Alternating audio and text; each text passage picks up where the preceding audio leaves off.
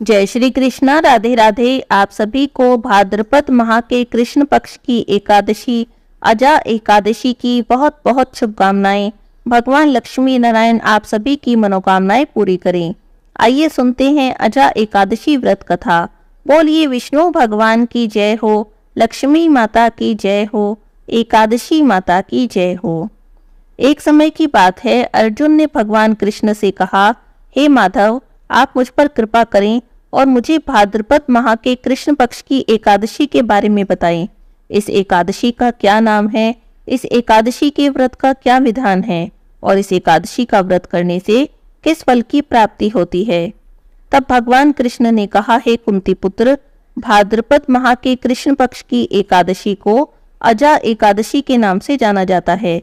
इस एकादशी का व्रत करने से सभी पाप नष्ट हो जाते हैं और जो भी मनुष्य इस दिन श्रद्धा से भगवान विष्णु का पूजन करते हैं उनके सभी पाप नष्ट हो जाते हैं। इहलोक और परलोक में मदद करने वाले इस एकादशी व्रत के समान इस संसार में दूसरा कोई भी व्रत नहीं। हे अर्जुन, अब तुम इस एकादशी के महात्म्य को सुनो। पौराणिक काल में अयोध्या नगरी में एक चक्रवर्ती राजा राज्य करते थे। उनका नाम था हरिश्चंद्र। राजा हरिश्चंद्र बड़े वीर, प्रतापी और सत्यवादी थे। प्रभु इच्छा से उन्होंने अपना राज्य स्वप्न में एक ऋषि को दान कर दिया और परिस्थितिवश उन्हें अपनी स्त्री और पुत्र को भी बेच देना पड़ा। स्वयं भी वे चांडाल के दास बन गए। उन्होंने चांडाल के यहाँ कफन लेने का काम किया, परंतु उन्होंने इस आपत्ति के काम में भी सत्य का साथ नहीं छोड़ा। जब इसी प्रकार उन्हें बहुत वर्ष बीत गए, तब उन्हें अपने इस नीच कर्म पर बहुत दुख हुआ और वे इससे मुक्त होने का उपाय खोजने लगे।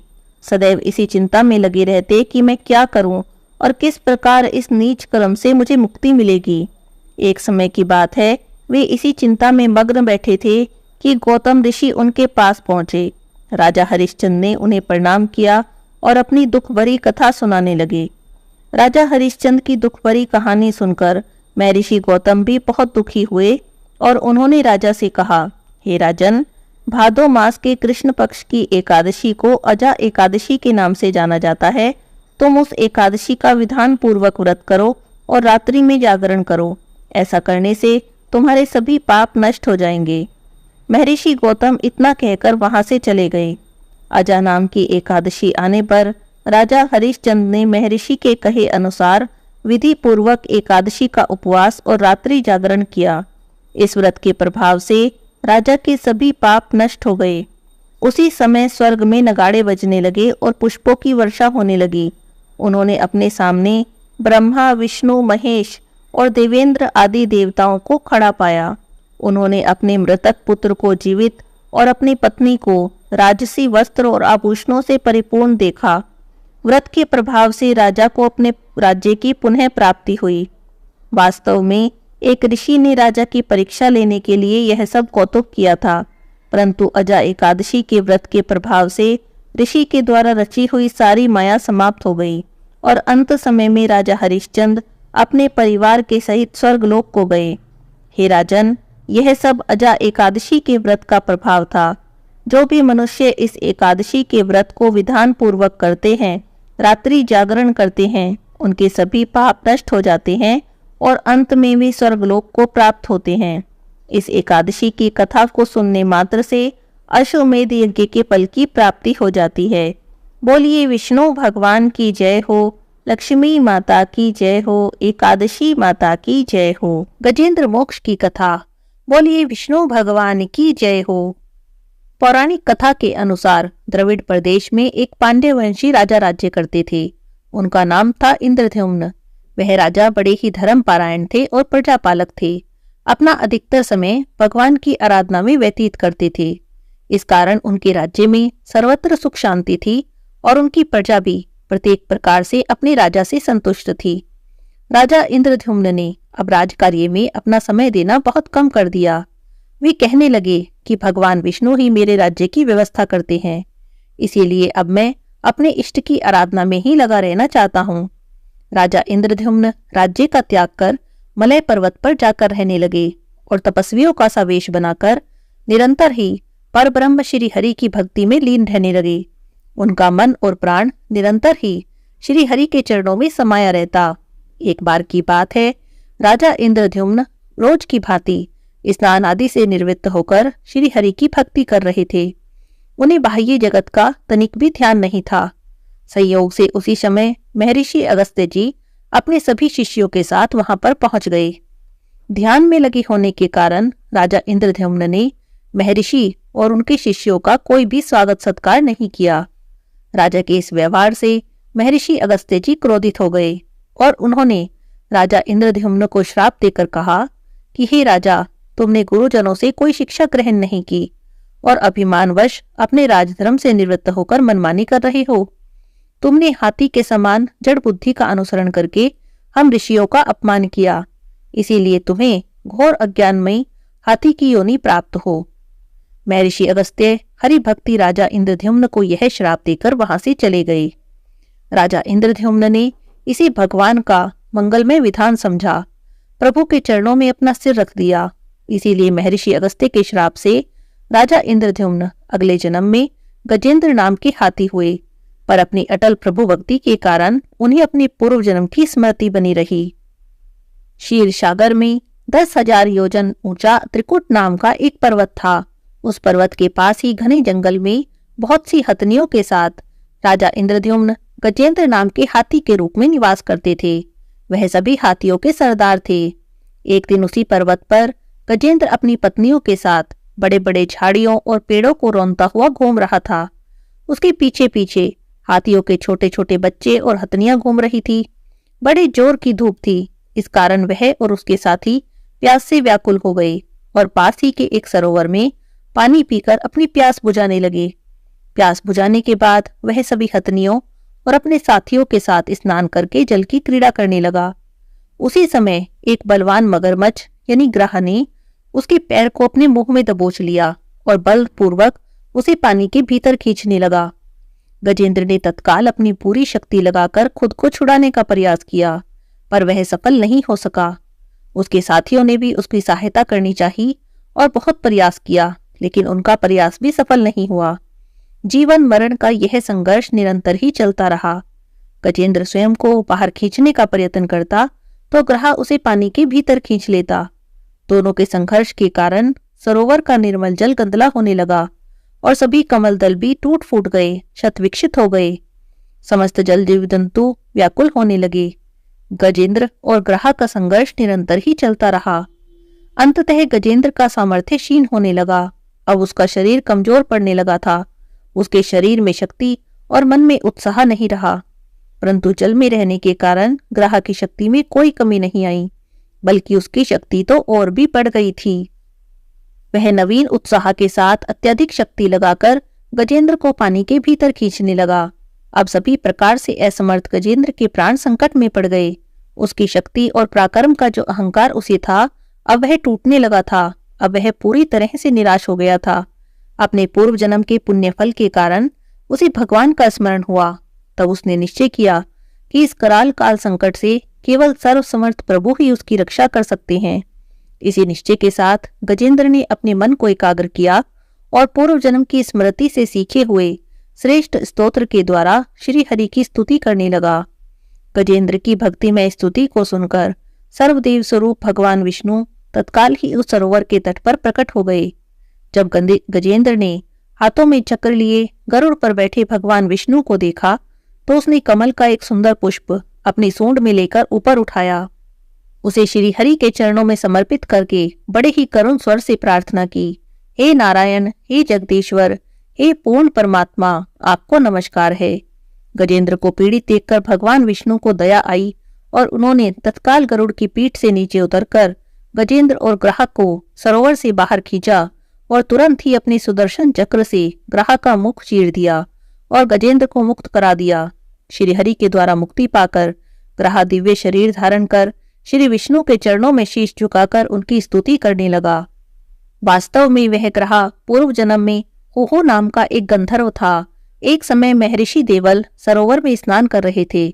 उसी समय हुहु नामक वह गंधर्व उपहास के लिए सरोवर में आकर महर्षि देवल के पैर पकड़ लिए और मगर मगर चिल्लाने लगा। उसके इस व्यवहार से महर्षि देवल क्रोधित हो गए। तब उन्होंने हुहु को श्राप देते हुए कहा कि हे गंधर्व, तुझे ऋषि और मुनियों का आदर करना चाहिए, परंतु तू एक मगर की भांति पैर पकड़कर मेरा निरादर कर रहा है और उपहास कर रहा है। क्या तुझे लज्जा नहीं आती? यदि तुझे मगर बनने का इतना ही शौक है तो जा, मैं तुझे श्राप देता हूँ कि तुझे मगर की योनि प्राप्त हो। श्राप को पाकर वो गंधर्व ऋषि से क्षमा याचना करने लगा। तब महर्षि देवल ने कहा कि मेरा शाप व्यर्थ नहीं जाएगा, इसीलिए तुझे मगर की योनि तो अवश्य प्राप्त होगी, परंतु तेरा उद्धार श्री भगवान के हाथों से होगा। आज श्री हरि भगवान के हाथों से मुक्ति पाकर वह समस्त पापों से मुक्त हो गया। प्रभु की परिक्रमा कर अपने लोक को चला गया। भगवान विष्णु ने भी गजेंद्र का उद्धार कर उसे अपना पार्षद बना लिया। गजेंद्र के द्वारा की गई स्तुति से विष्णु भगवान प्रसन्न हुए और उन्होंने कहा, हे प्यारे गजेंद्र, जो लोग ब्रह्म मुहूर्त में उठकर तुम्हारी की इस स्तुति से मेरा ध्यान करेंगे, मैं मृत्यु के समय उन्हें निर्मल बुद्धि का दान प्रदान करूंगा। इतना कहकर भगवान विष्णु ने पार्षद रूप में गजेंद्र को अपने साथ लिया और गरुड़ पर विराजमान होकर वैकुंठ धाम पर चले गए। भगवान विष्णु की गजेंद्र मोक्ष इस कथा को जो कोई भी सुनता है, उसकी सभी मनोकामनाएं भगवान विष्णु पूरी करते हैं और सभी संकटों से उसकी रक्षा करते हैं। बोलिए विष्णु भगवान की जय हो। अब सुनते हैं एकादशी माता की आरती। बोलिए एकादशी माता की जय हो, विष्णु भगवान की जय हो। ओम जय एकादशी माता, विष्णु पूजा व्रत को धारण कर शक्ति मुक्ति पाता। ओम जय एकादशी माता, ओम जय एकादशी माता, विष्णु पूजा व्रत को धारण कर शक्ति मुक्ति पाता। ओम जय एकादशी माता, तेरे नाम गिनाऊं देवी भक्ति प्रदान करनी, गण गौरव की देनी माता शास्त्रों में है वर्णी। ओम जय एकादशी माता, विष्णु पूजा व्रत को धारण कर शक्ति मुक्ति पाता। ओम जय एकादशी माता, मार्गशीर्ष के कृष्ण पक्ष की उत्पन्ना विश्व तारिणी जनमी, शुक्ल पक्ष में हुई मोक्षदा मुक्तिदाता बन आई। ओम जय एकादशी माता, विष्णु पूजा व्रत को धारण कर शक्ति मुक्ति पाता। ओम जय एकादशी माता, पौष के कृष्ण पक्ष की सफला नामक है, शुक्ल पक्ष में होए पुत्रदा आनंद अधिक रहे। ओम जय एकादशी माता, विष्णु पूजा व्रत को धारण कर शक्ति मुक्ति पाता। ओम जय एकादशी माता, नाम षट तिला माघ मास में कृष्ण पक्ष आवे, शुक्ल पक्ष में जया कहावे विजय सदा पावे। ओम जय एकादशी माता, विष्णु पूजा व्रत को धारण कर शक्ति मुक्ति पाता। ओम जय एकादशी माता, विजय फागुन कृष्ण पक्ष में शुक्ला आमल की, पाप मोचनी कृष्ण पक्ष में चैत्र महाबल की। ओम जय एकादशी माता, विष्णु पूजा व्रत को धारण कर शक्ति मुक्ति पाता। ओम जय एकादशी माता, चैत्र शुक्ल में नाम कामदा धन देने वाली, नाम बरुथनी कृष्ण पक्ष में वैशाख माह वाली। ओम जय एकादशी माता, विष्णु पूजा व्रत को धारण कर शक्ति मुक्ति पाता। ओम जय एकादशी माता, शुक्ल पक्ष में होए मोहिनी अपरा ज्येष्ठ कृष्ण पक्षी, नाम निर्जला सब सुख करनी शुक्ल पक्ष रखी। ओम जय एकादशी माता, विष्णु पूजा व्रत को धारण कर शक्ति मुक्ति पाता। ओम जय एकादशी माता। योगिनी नाम आषाढ़ में जानो कृष्ण पक्ष करनी, देवशयनी नाम कहाओ शुक्ल पक्ष धरनी। ओम जय एकादशी माता, विष्णु पूजा व्रत को धारण कर शक्ति मुक्ति पाता। ओम जय एकादशी माता। कामिका श्रावण मास में आवे कृष्ण पक्ष कहिए, श्रावण शुक्ला होए पवित्रा आनंद से रहिए। ओम जय एकादशी माता, विष्णु पूजा व्रत को धारण कर शक्ति मुक्ति पाता। ओम जय एकादशी माता। अजा भाद्रपद कृष्ण पक्ष की परिवर्तिनी शुक्ला, इंद्रा आशीवन कृष्ण पक्ष में व्रत से भवसागर निकला। ओम जय एकादशी माता, विष्णु पूजा व्रत को धारण कर शक्ति मुक्ति पाता। ओम जय एकादशी माता। पापांकुशा है शुक्ल पक्ष में आप हरणहारी, रमा मास कार्तिक में आवे सुखदायक भारी। ओम जय एकादशी माता, विष्णु पूजा व्रत को धारण कर शक्ति मुक्ति पाता। ओम जय एकादशी माता।